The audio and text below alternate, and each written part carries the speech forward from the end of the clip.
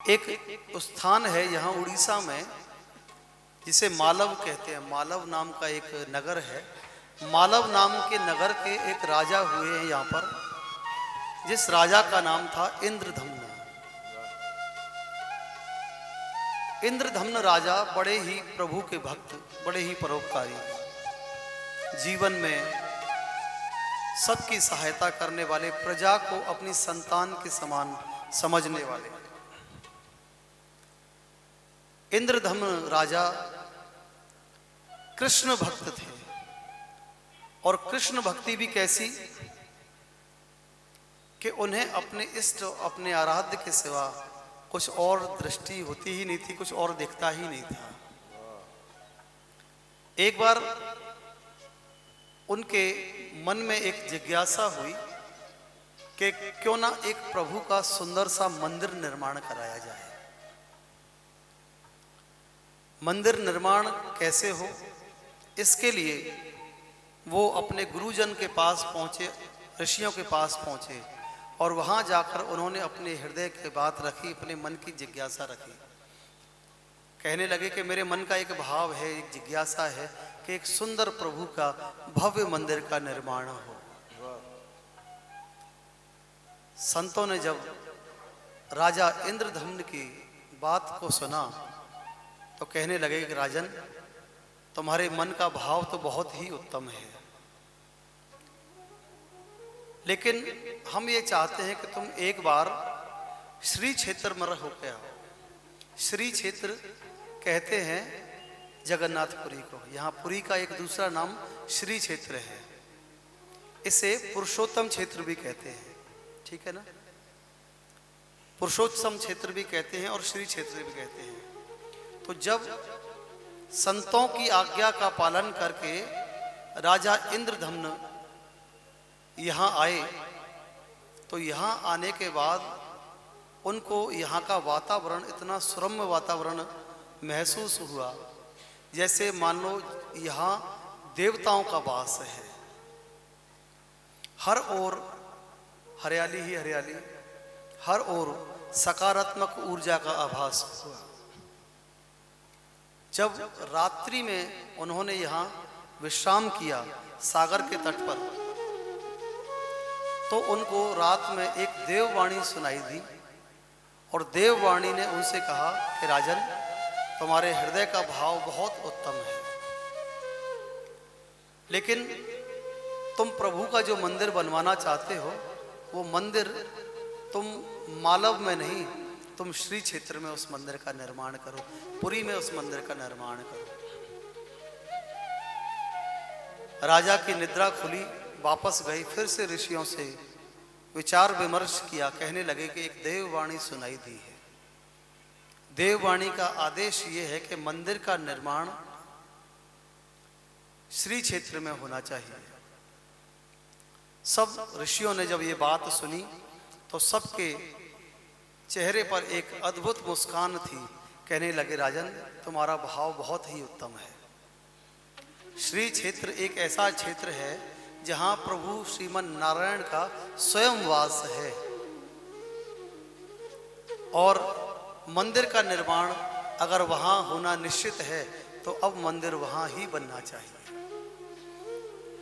राजा इंद्रधम्न ने जब ऋषियों की ये बात सुनी तो उनके मन ने ये निश्चय किया कि जब संतों का आदेश हो गया, स्वीकृति मिल गई, और देववाणी का भी यही आदेश है, तो प्रभु के मंदिर का निर्माण भी यहीं कराया जाएगा।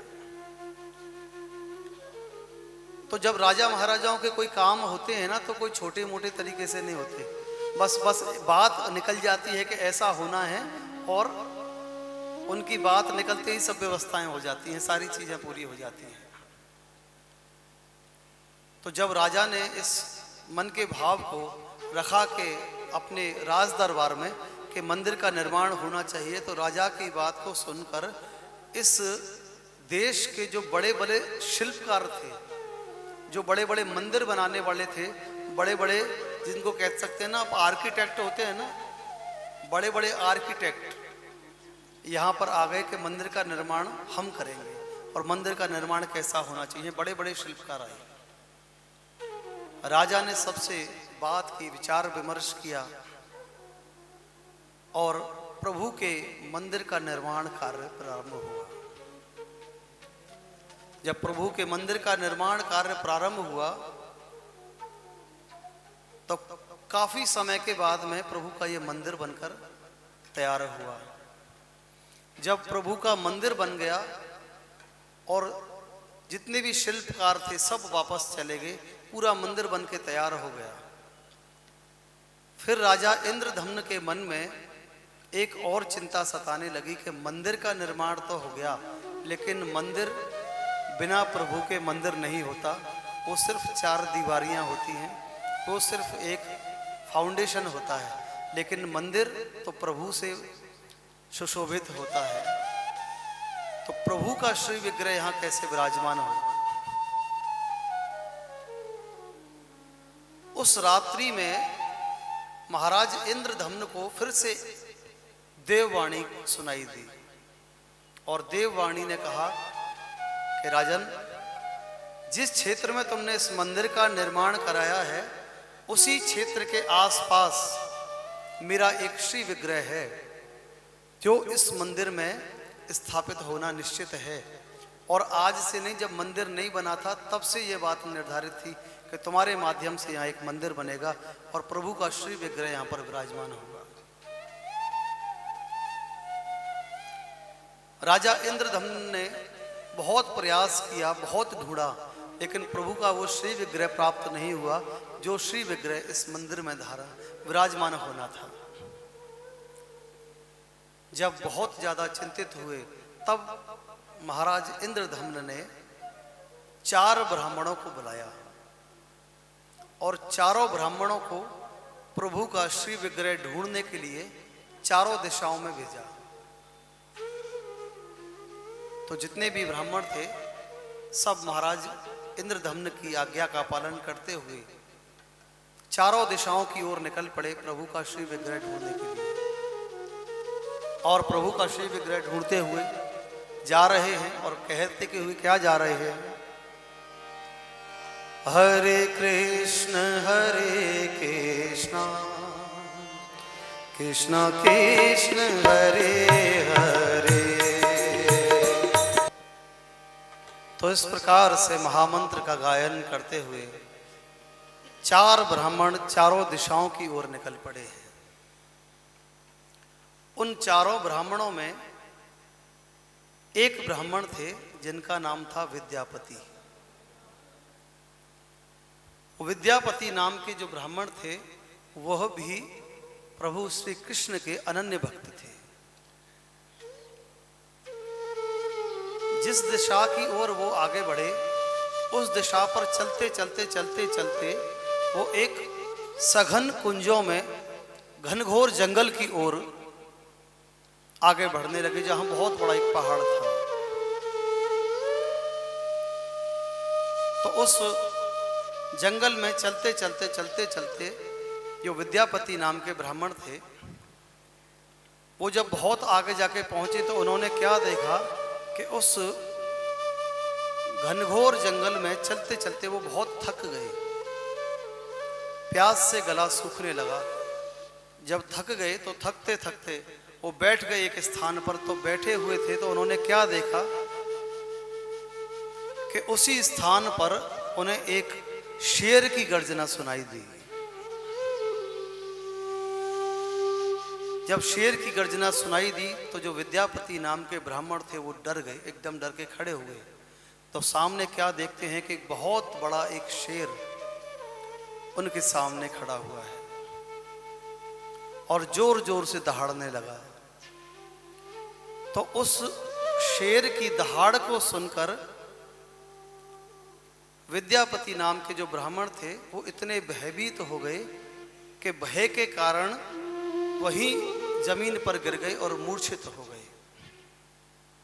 जैसे ही जमीन पर गिरे तभी शेर ने उनके ऊपर हमला किया और देखते ही देखते क्या देखा कि एक उस जंगल से एक कन्या निकल कर आई और उस कन्या ने उस शेर को बड़ी जोर से आवाज लगाई, हे बाघा। जैसे ही उस कन्या की बात को, आवाज को उस शेर ने सुना, तो सुनते ही वो शेर एकदम से वहीं ठहर गया और वापस उस कन्या की ओर वो शेर बढ़ा, उस कन्या के पैरों में बैठ गया और जीभ से उसके पैरों को चाटने लगा।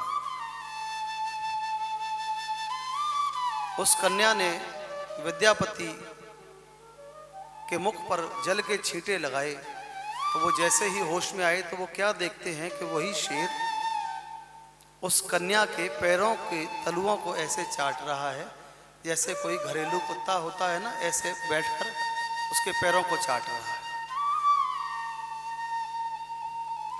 तो विद्यापति ने जब ये दृश्य देखा तो उन्हें बड़ा आश्चर्य हुआ कि ये कन्या है कौन, और इतना हिंसक जो जीव है, इतना हिंसक जानवर भी इसके पैरों में बैठा हुआ है, इसके पैरों को चाट रहा है। तो उन्होंने उस कन्या से उसका परिचय पूछा कि तुम्हारा परिचय क्या है, तुम कौन हो, कहाँ की रहने वाली हो। तो वो कन्या उस समय उनसे कुछ नहीं बोली, उन्हें अपने साथ उस पहाड़ी के दूसरी तरफ ले गए। तो जब दूसरी तरफ पहुंचे पहाड़ी के, तो वो क्या देखते हैं कि उस पहाड़ी में से बड़ी सुंदर बांसुरी की धुन उन्हें सुनाई दी।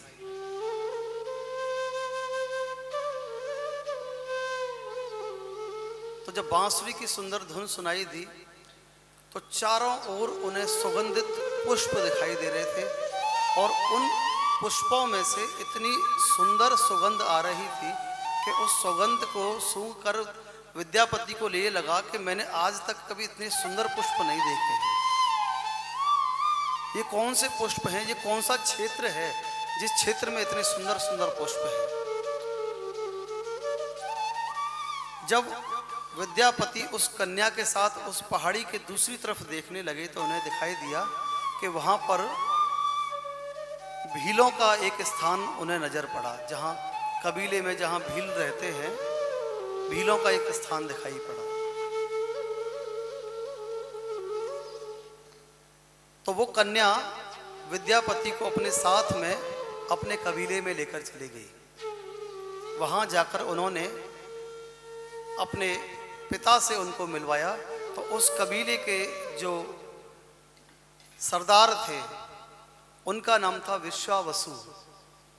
वो विश्वावसु जो थे वो उस कबीले के सरदार थे, भीलों के राजा।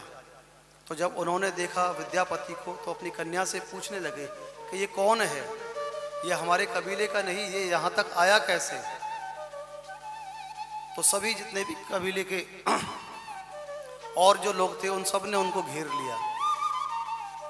लेकिन वो कन्या कहने लगी कि पिताजी इनसे हमें कोई भय नहीं है, ये शेर के आ जाने के कारण मूर्छित हो गए थे, मैं इनको अपने साथ यहाँ पर लेकर आई हूँ। तो जो कन्या थी वो कन्या कौन थी? विश्वावसु की पुत्री, उसका नाम था ललिता। उसने कहा कि मैं इनको यहाँ पर लेकर आई हूँ, ये कुछ समय के लिए यहाँ रहेंगे, उसके बाद चले जाएंगे। तो पुत्री ने कहा, तो विश्वावसु जी ने उसकी बात को सुन लिया, मान लिया। तो विद्यापति जो ब्राह्मण थे वो वहां पर कुछ दिन के लिए रहने के लिए रुक गए। जब वो वहां पर रुक गए तो कुछ दिन के बाद में जो उनकी पुत्री थी ललिता, उस ललिता को विद्यापति से प्रेम हो गया और उसने उन्हें प्रस्ताव दिया कि मैं तुमसे विवाह करना चाहती हूँ। तो विद्यापति ने कहा कि मेरे जीवन का उद्देश्य कुछ और है, मैं अपने किसी और उद्देश्य से निकला हुआ हूँ और अपना उद्देश्य भी मुझे पूरा करना है, तो मैं तुमसे विवाह नहीं कर सकता। लेकिन जब ललिता ने बार बार उनसे ये निवेदन किया कि आप यहाँ रहिए, यहाँ हमारे पिताजी जो हैं तो वो उनकी इकलौती में संतान हूँ और उनके बाद मेरे पिता का जो राजपाट, यहाँ का जो कबीले का सारा है वो सब आपको मिल जाएगा, कहीं आपको भटकने की आवश्यकता नहीं पड़ेगी। तो जो विद्यापति ब्राह्मण थे उन्होंने ललिता को बात को बस टालते हुए कहा, अच्छा मैं सोच विचार करूंगा, मैं कुछ दिन यहाँ रहना चाहता हूँ। तो वो वहाँ पर रहने लगे। तो उन्होंने एक विशेष बात ये देखी कि उनके जो पिताजी थे ललिता के, विश्वावसु, वो रोज शाम के समय कहीं जंगल की ओर जाते थे अकेले। तो रोज का एक ही नियम था, रोज समय निर्धारित था जाने का। तो एक दिन विद्यापति को ये आभास हुआ कि हो ना हो जिसकी तलाश में मैं यहाँ तक आया हूँ, उनकी प्राप्ति मुझे यहीं कहीं होने वाली है। तो उन्होंने एक दिन ललिता से पूछा कि मैं एक बात पूछना चाहता हूँ कि तुम्हारे पिताजी जो हैं वो एक ही समय पर जंगल में एक ही दिशा की ओर कहाँ जाते हैं रोज? तो ललिता ने कहा कि ये मैं आपको नहीं बता सकती, क्योंकि ये हमारे कबीले का नियम है कि हम किसी को बता नहीं सकते कि मेरे पिताजी कहाँ जाते हैं। बात आई गई हो गई। कुछ दिन के बाद में विद्यापति ने फिर दोबारा उससे कहा, ललिता से, कि तुम अगर मुझसे विवाह करना चाहती हो तो मैंने मन बना लिया है, मैं तुमसे विवाह करने के लिए भी तैयार हूँ, लेकिन तुम्हें पहले मुझे ये बताना पड़ेगा कि तुम्हारे पिताजी एक ही समय पर उसी दिशा में जंगल में कहाँ जाते हैं। तो ललिता ने कहा कि वैसे तो मुझे बताने की आज्ञा नहीं है, लेकिन फिर भी मैं आपको बता रही हूँ। लेकिन मैं आपको इसलिए बता रही हूँ क्योंकि आप मुझसे विवाह करने का आपने मुझे स्वीकार कर लिया है।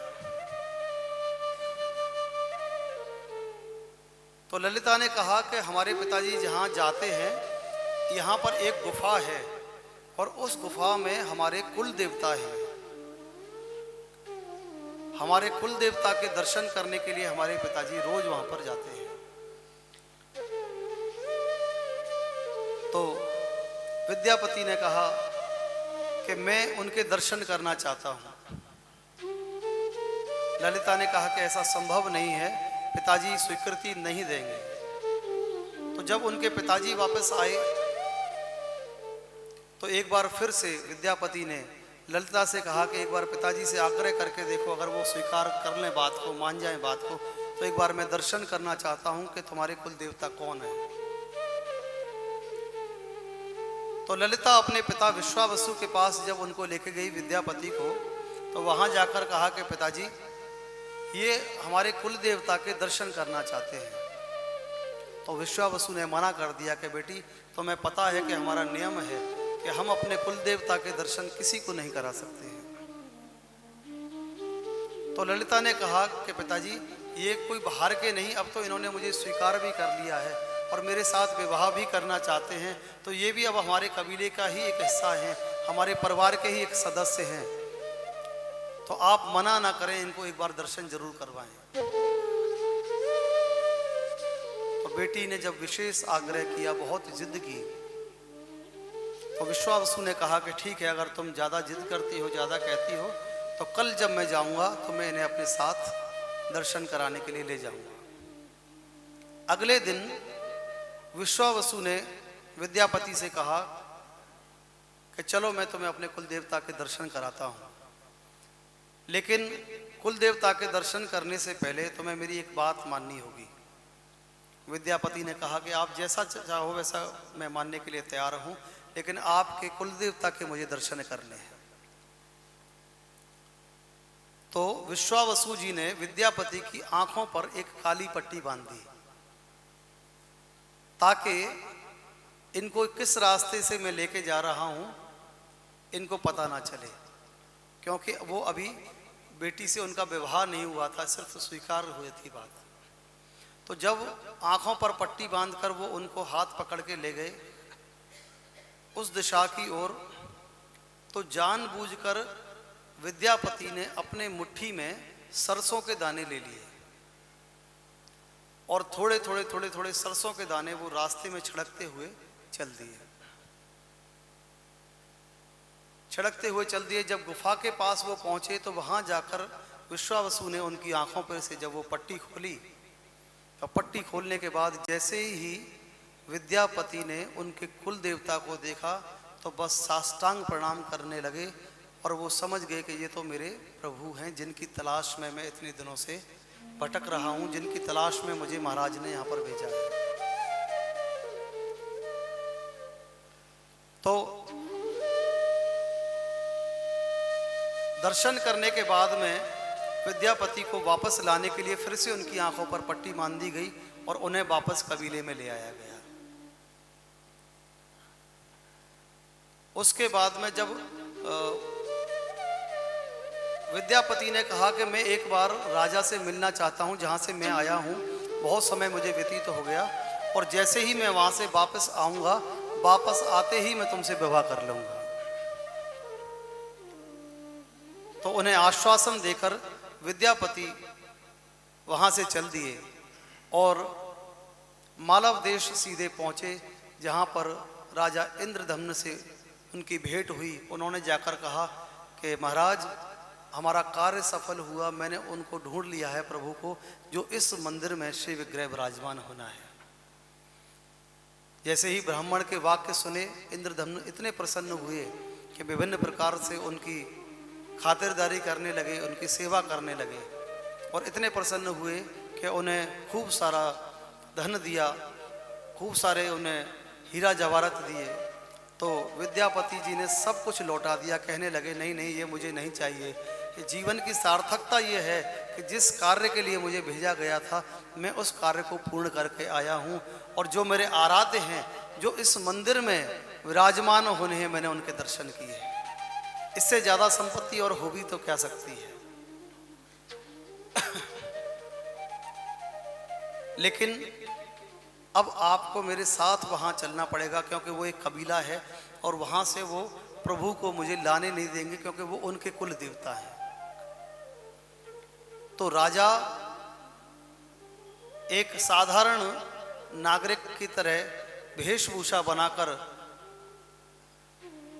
विद्यापति के साथ में उस कबीले में दोबारा पहुंचे और जब कबीले में वो दोबारा पहुंचे तो वहां जाकर उन्होंने परिचय कराया महाराज के विषय में कि ये मेरे रिश्तेदार हैं, मेरे परिवार के भाई लगते हैं, ये कुछ दिन के लिए मेरे साथ यहाँ रहना चाहते हैं।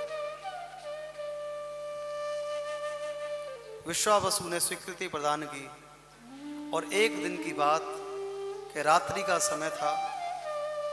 रात्रि के समय पे विद्यापति ने कहा कि महाराज, अब हमें चलना चाहिए, क्योंकि गुफा तक हम पहुँचें, प्रभु को वहाँ से लें और सुबह होने से पहले हमें यहाँ से बाहर निकलना चाहिए, नहीं तो ये किसी भी स्थिति में हमें प्रभु को ले जाने नहीं देंगे। तो इंद्रदम्न कहने लगे कि हम वहाँ तक पहुँचेंगे कैसे? तुमने कहा था तुम्हारी आंखों पर पट्टी बांध के वो ले गए थे। बोले महाराज आप चिंता ना करें, मैंने सरसों के दाने वहाँ गिरा दिए थे, अब तो वहाँ पर छोटे छोटे पौधे निकल आए होंगे और उनके साथ साथ हम वहाँ तक पहुँच सकते हैं। वही हुआ। रात्रि के समय पर महाराज के साथ वो निकले और सरसों के दाने के छोटे छोटे वो पौधे निकल आए थे, उनके सारे सारे सारे सारे वो उस गुफा तक पहुँच गए। जैसे ही प्रभु के समक्ष पहुँचे उस गुफा में, महाराज इंद्रदम्न की आँखों से अश्रुपात होने लगा। कहने लगे प्रभु बड़ी कृपा की है आपने, ये आपकी कृपा है कि आपका सुंदर भव्य मंदिर का निर्माण हो चुका है और आप वहाँ विराजमान होंगे। तो उसके बाद में फिर वहाँ से विद्यापति के साथ वो महाराज इंद्रदम्न प्रभु को लेकर जंगल के रास्ते होते होते होते होते श्री क्षेत्र में पहुँच गए, यहाँ पुरी में, और यहाँ मंदिर में ठाकुर जी को विराजमान कर दिया, स्थापित नहीं किया, विराजमान किया। अभी भी यहाँ जो ठाकुर हैं वो अचल मूर्ति है, चल मूर्ति है, अचल मूर्ति नहीं, स्थिर नहीं है, इसीलिए उनका वो विग्रह रथ यात्रा में भी निकलता है। तो जब सुबह का समय हुआ और सुबह के समय पर जब विश्वावसु अपने कुल देवता के दर्शन करने के लिए गए, तो जब गुफा में उनको वहाँ दर्शन नहीं हुए तो वो समझ गए कि कुछ ना कुछ बात अवश्य है। कबीले में आकर पता लगवाया कि विद्यापति का पता करो कहाँ है। तो विद्यापति भी अपने कक्ष में नहीं मिले। उनके सहयोगी जो महाराज थे जिन्हें वो अपना भाई बना कर ले गए थे वो भी वहाँ नहीं मिले। समझ गए कहीं ना कहीं यही हमारे कुल देवता को ले गए हैं। कबीले के समस्त लोग जो भी थे वो सब मिलकर यहाँ आए। यहाँ आने के बाद जब उन्होंने मुलाकात की तब उन्हें पता चला कि जिन्हें वो अपना भाई बना के ले गए थे वो यहाँ के राजा इंद्रदम्न हैं। उन्होंने कहा कि देखो आपके कबीले के देव हैं, इसमें कोई शक नहीं है, लेकिन ये हमारे प्रभु श्री कृष्ण हैं और आपके कबीले में ये वहाँ गुफा में हैं, तो सिर्फ आपके ही क्षेत्र के लोग, कबीले के लोग इनका दर्शन कर पाएंगे। लेकिन यहाँ सुंदर मंदिर का निर्माण किया गया है, जब ये यहाँ विराजमान होंगे तो लाखों नहीं, करोड़ों नहीं, अरबों भक्त दर्शन से लाभान्वित तो होंगे, प्रभु का आनंद ले पाएंगे, प्रभु के दर्शन कर पाएंगे, उनकी कृपा प्रसाद प्राप्त कर पाएंगे। ऐसा समझकर जब विश्वावसु जी ने राजा की बात को सुना तो उनकी बात को फिर मान गए, स्वीकार किया और फिर इस मंदिर में जगन्नाथ भगवान का श्री विग्रह स्थापित हुआ। बोले श्री जगन्नाथ भगवान की